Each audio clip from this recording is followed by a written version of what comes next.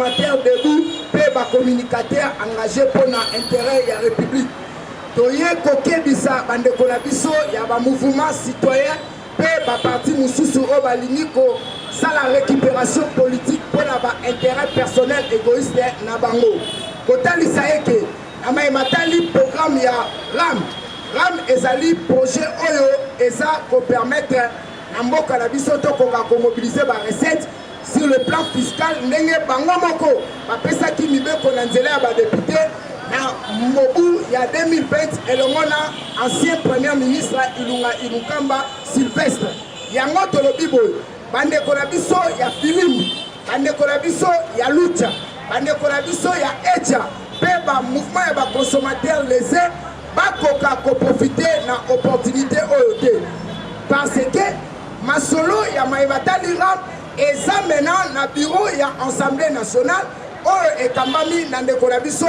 Moso kudu panga elongo na ba inyoso bazana kati ya bureau elobama kiboy ba kosala auto bengi na lopoto commission et commission na ekozwa participation ya ba membre ya gouvernement ba membre ya présidence pe ba membre ya assemblée nationale y compris quelques experts pour la modalité de paiement na ndenge ba réseau télécommunication zali ko kata peuple congolais crédit ko yeba ndenge ni ba kosala pour que peuple azala na kimia na maematali RAM to boy récupération politique to boy incitation à la haine to boy bomema moka na kao ndenge bozali koluka to profiter pe na occasion o pona koloba boy na maematali seni to pesi longona na ba député na musala kitoko o basali ya kobimisa ba membre ya bureau ya seni pe biso bilenge la réseau parlementaire des jeunes engagés pour l'intérêt de la République to yebisi mokonzi ya mboka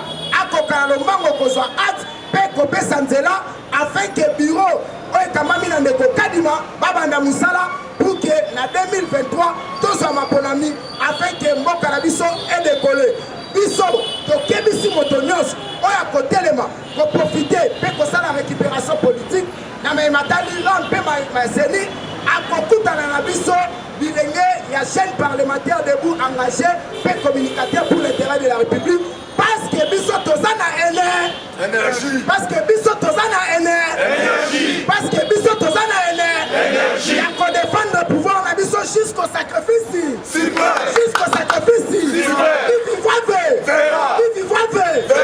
tozali base eza oyo babangisaka biso tokobanga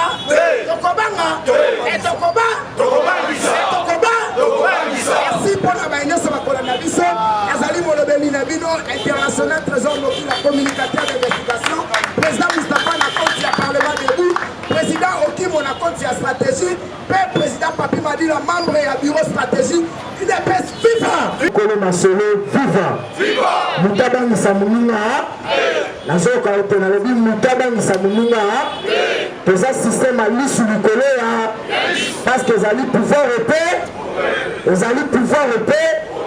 ndenge tolobaki awa biso tozali réseau des jeunes parlementaires vers la politique autrement tokoki kokourir derrière kosalelaka bato kitiale loto parce que peuple na biso attend de nous si moko ya malamu ezotalisa ete réellement les choses ont changé tolobaki avant Félix jamais ekoki kozala après Félix tout doit changer to matato kita nazosimba biloko mibale église catholique ezanga te c'est depuis Lumumba lobi ils ont perdu leur mission pour se plonger dans la politique et la yebisue église catholique esalaka politique et lokoni nezopesa bango mpasi mpe na gratuité de l'enseignement ezali affaire ya Caritas ko nalobi ezali affaire ya Caritas ko bapropose ministre Tony Mwaba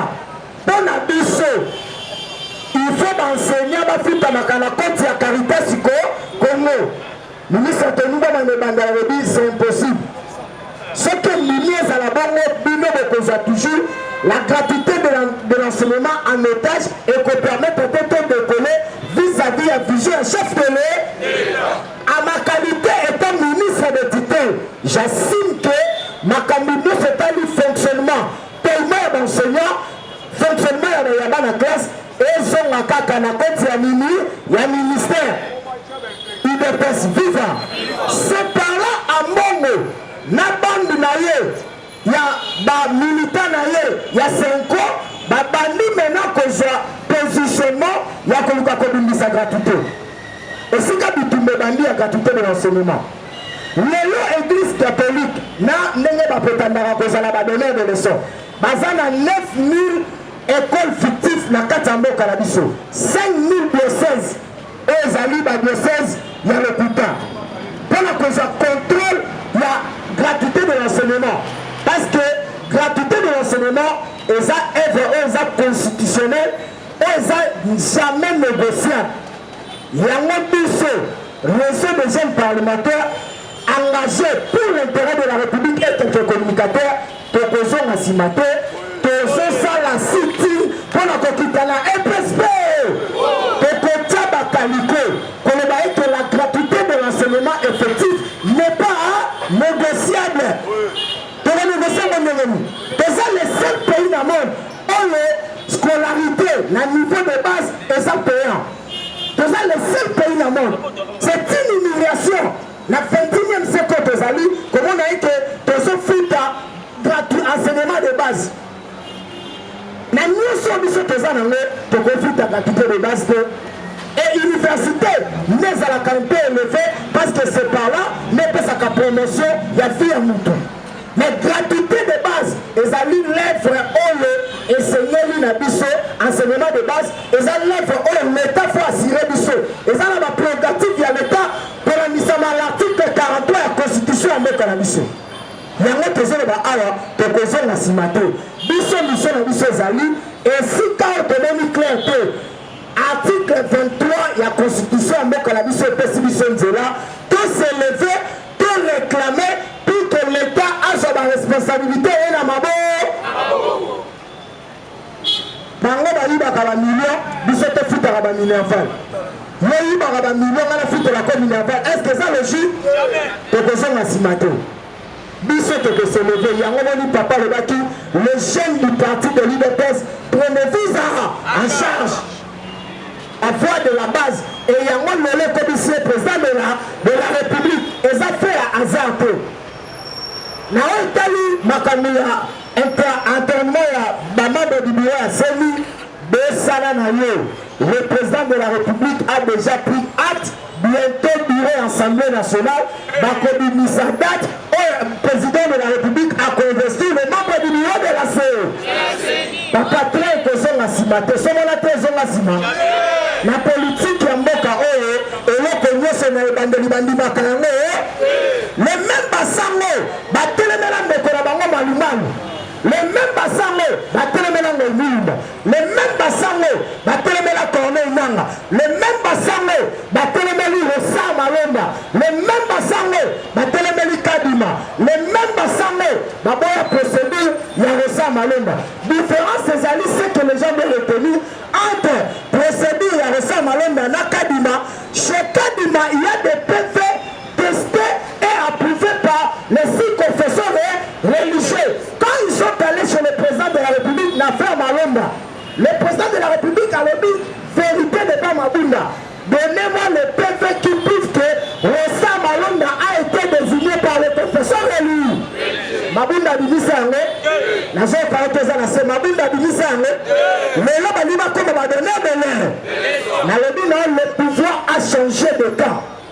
Bandeko na biso suka tisuka bakome nalobi na yo bandeko na biso ya sutuka ya FCC bango nyonso ba étranger nyonso bademi Dakar bakome parce que toza na likambo ya likambo moto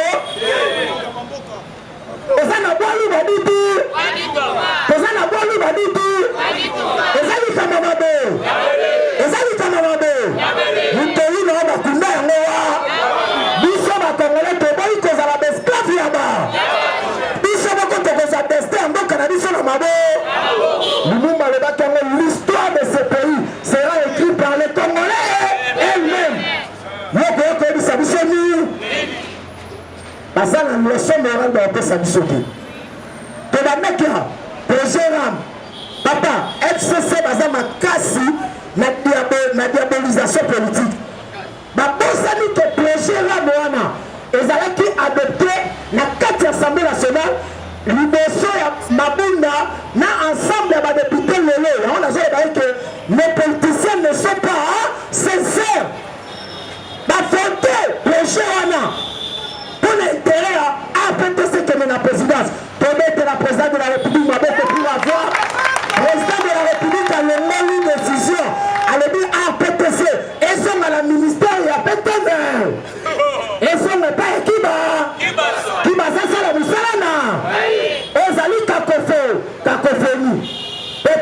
baza mingi bayebaki ke lokola APTC ekotisaka mbongo makasi autorité de régulation de postes de télécommunication makambo etali minute makambo etali crédit makambo etali SMS oyo ndenge tosalaka baréseaux sociaux eza contrôlé na APTC comme bayebi ke la présidence de la République c'est une institution.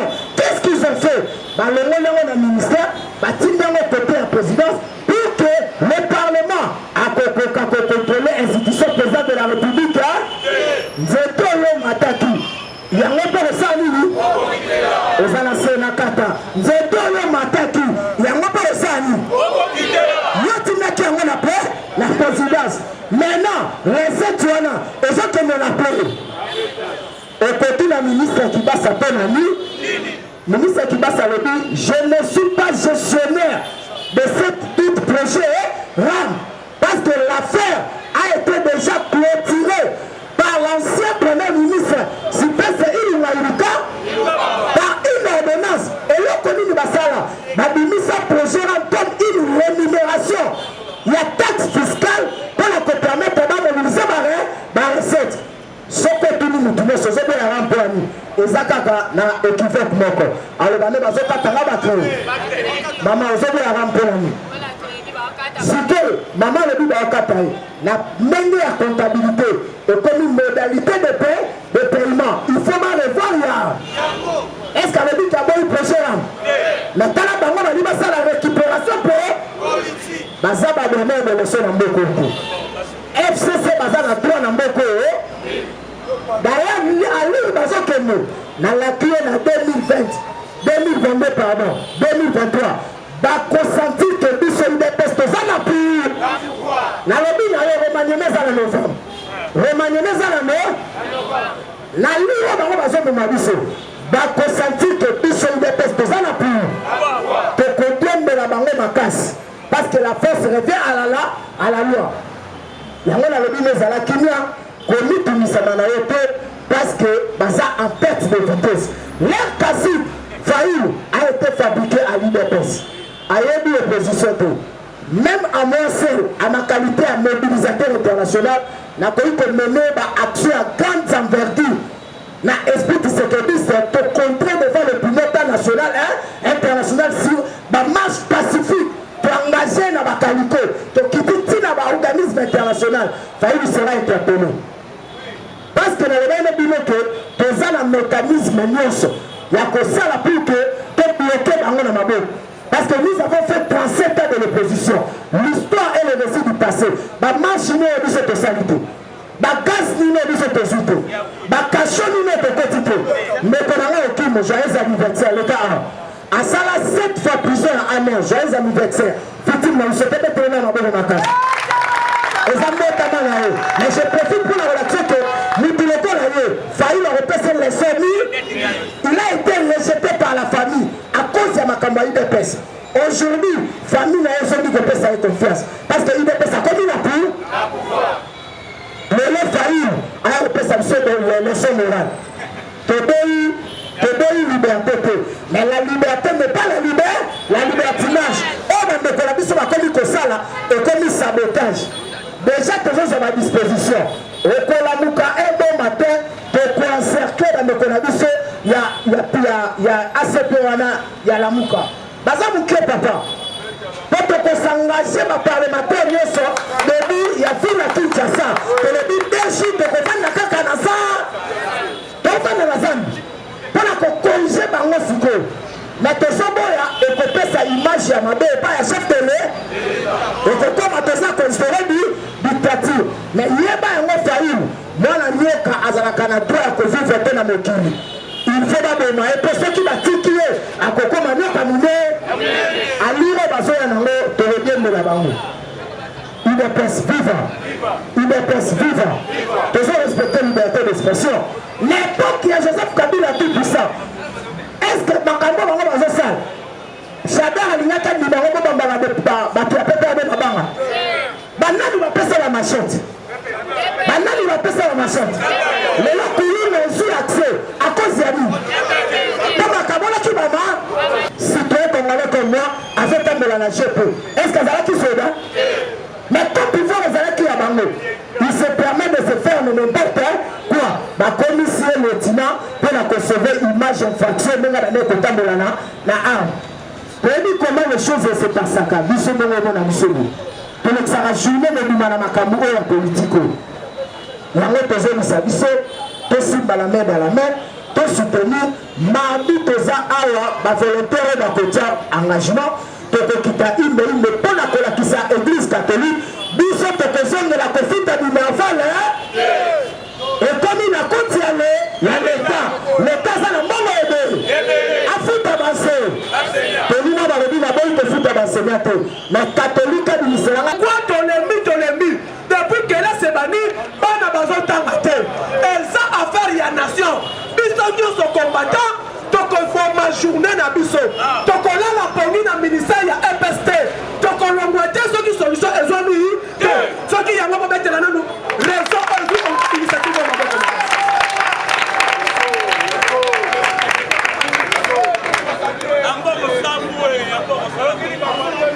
IDPS viva!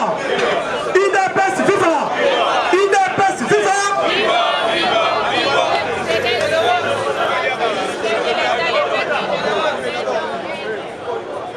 Lela ayo! IDPS viva! Fatime! Lela ayo, chers combattants!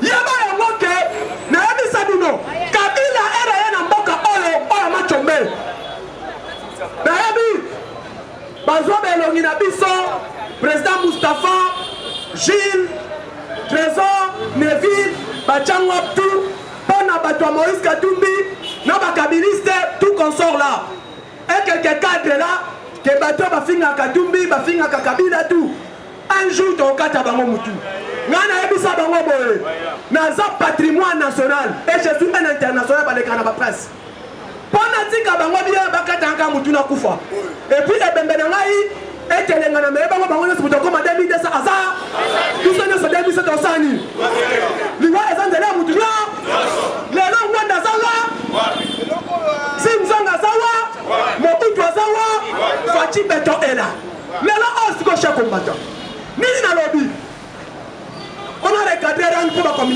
caméraman baye retard combattant nyonso tout biso nyonso tout mobondo mardi na EPST yeba yango bana na yo soko bomi journée ekokwa eloko te po bana no batangaka na dekolo wana boma journée na yo fanda na EPST toni mwa basoki abimite tokolongwa te soki toni mwa baza na voyage biso nyonso na primature to trouva solution à part wana toko soutenir ba papa na biso ya Onatra on bazo souffrir 17 provinces au Onatra eza na mboko mais ba papa na biso baza impayé pourquoi Nicolas Kasali azomisa pona ko dekese mbongo bafuta ba janeta ba na 17 provinces ya Congo mobima on doit former électorat ya Fachi Beton donc on appelle le ministre des finances au juste ba papa wana ya Onatra est-ce que bozana mawato donc que besoin de kaka pourquoi on a violation à droit de l'homme pendant que on a traité il y a un autre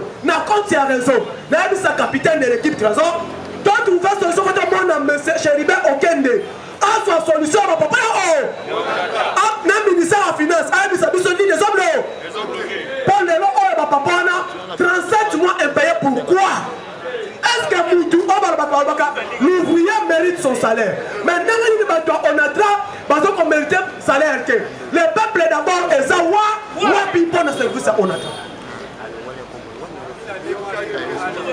il n'est pas vivant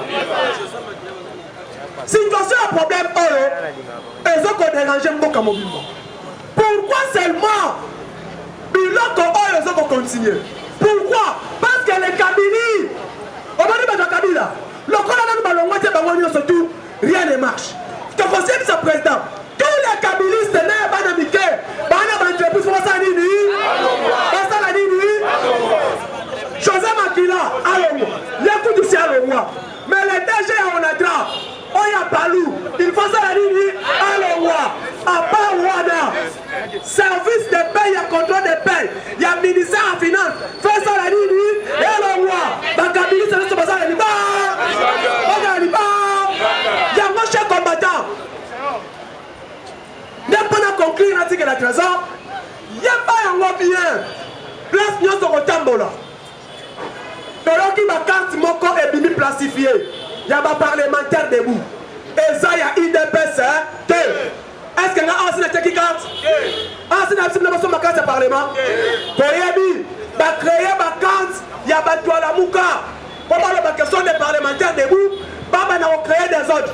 Na tongo ordre ya bazali boso na bien mabanga na parlement avant qu'on va président de vie. Dans le lobby, sauf qu'il les lobby a sali erreur. Lobby, quand on va regretter. Lobby, quand on va regretter, parce que et là quand on sait la bango lobby, et quand c'est la fin du monde, il faut la bango. Trop c'est trop.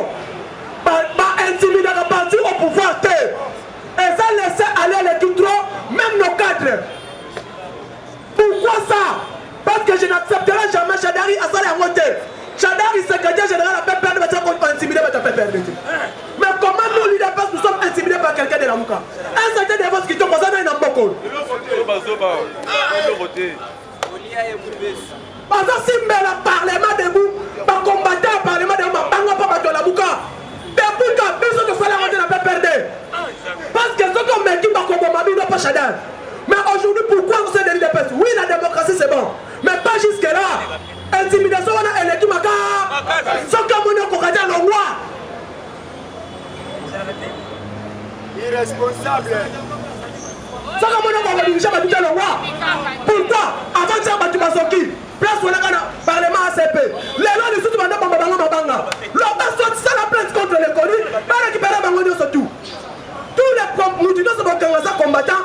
On a carte biométrique, un parlementaire debout.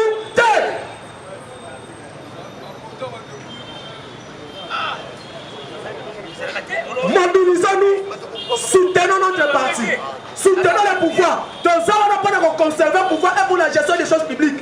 Mais on ne peut pas nous sentir. On ne peut pas nous sentir. Si c'est que les gens qui sont prêts de nous en charge.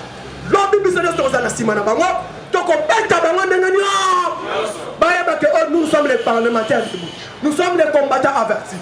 Chaque combattant soutient ses pouvoirs. Il y a un programme RAM, projet RAM, nous allons les soutenir. Bon, la nuit, ça force du programme de déclaration à Bango. On peut pas soutenir, mais ils sont une initiative avant. Nous l'appuyons, nous soutenons les ministres qui passent à continuer dans le projet, à continuer à bien faire les choses. Les lois, surtout, toi, mon bon dans la Simanae, toi, mon bon dans la Sima parlementaire debout, nous sommes tous soutiens à Kibasa. Et après, les jours à venir, tu vas marcher, si le ministère a personne ici, vous devez intimider, vous devez intimider les athées. Pourquoi pas intimider Mouzitou? Tu as mis les lois.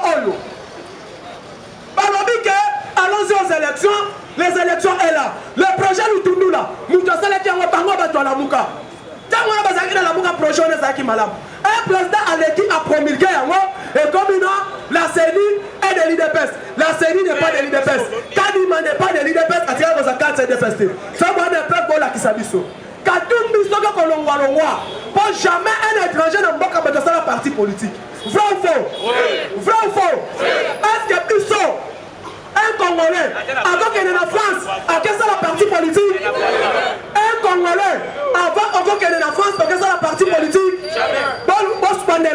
Est-ce qu'un Congolais a la partie politique de France? Est-ce qu'un Congolais a la partie politique dans Zambie? Est-ce qu'un Congolais a la partie politique dans Angola? L'élection est sacrée. Soutenez le chef de l'État, s'il vous plaît. Soutenez. Fadjime. Fadjime. Fadjime.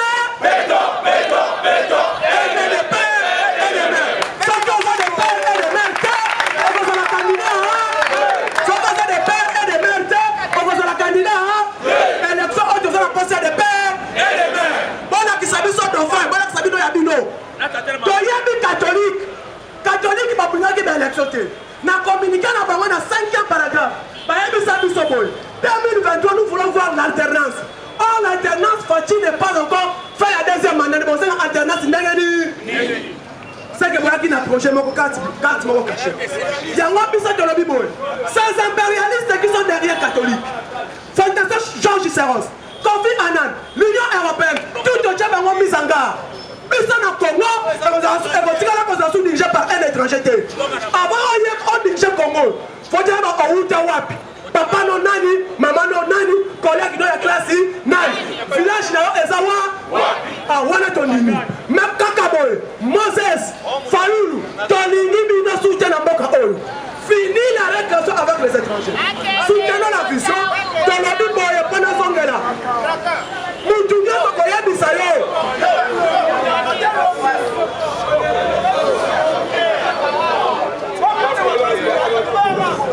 IDPS vivant IDPS vivant IDPS vivant mutu nyonso koyebisa yo situation ya problème arabe oyo bomoni te kena bozo échoué pene ya biso nyokola bino moko mpona problème arabe yebisa ye boye tondimi projet wana mais modalité nango ya kokata basala nini bachange eza récupération politique te epuis lusha filimbi boyebaka yango bien boza bana biso toforme deux partis, il y a le mot combat. Même au pouvoir, nous combattons UDPS vivant. On doit leur démontrer de quoi nous sommes capables. Le président Félix avait dit ceci, avec un faible négociateur,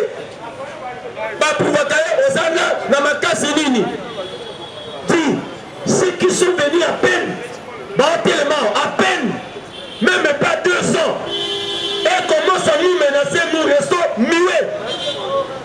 Non, chers combattants, de nature, je suis un juif. Moi, juif. Juif, à la raté sur le barab, bêti habité. Non, l'autre, et baniga l'élo, tibalba. C'est ça le feu. On doit leur mettre la poudrière dans les yeux. Chers combattants, moi je suis un combattant. Moi, je suis un combattant. J'aime les combats. N'abotama dans le combat, dans le combat, il est vivant. Des mouchards, des mouches, des concrets-là commencent à menacer UDPS.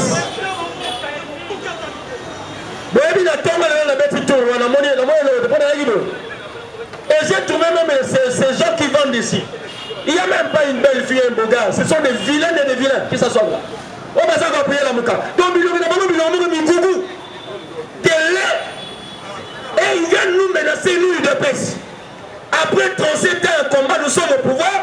Des vilains comme ça viennent nous menacer.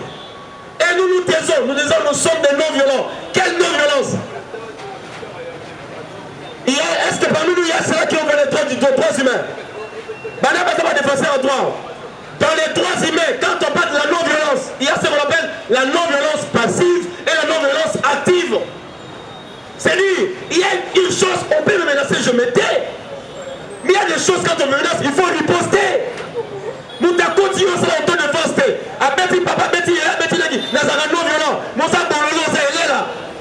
Nous t'avons il faut réagir. Comment les gens qui viennent à peine des zones et nous nous taisons, disons seulement nous sommes au Parlement. On doit les menacer, les bouter hors. Nous demandons à M. Roger, si c'est monsieur qui est passé à la police, parce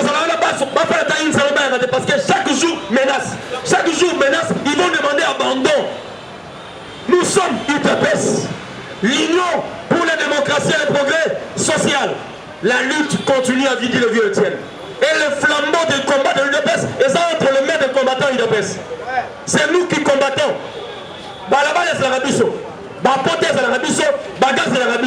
Ces gens ne peuvent pas nous intimider. UDPS est vivant. Je l'ai déclaré parce qu'il fallait le dire. Parce que le président Moussa va répondre ça demain. Moi-même aujourd'hui, à 6, 10, 15, on paie le bouton. C'est dit, biceps est un nombre de personnes. Biceps, c'est la force qui est à l'intérieur. La force n'est pas par rapport à la biceps. La force est sa mentale.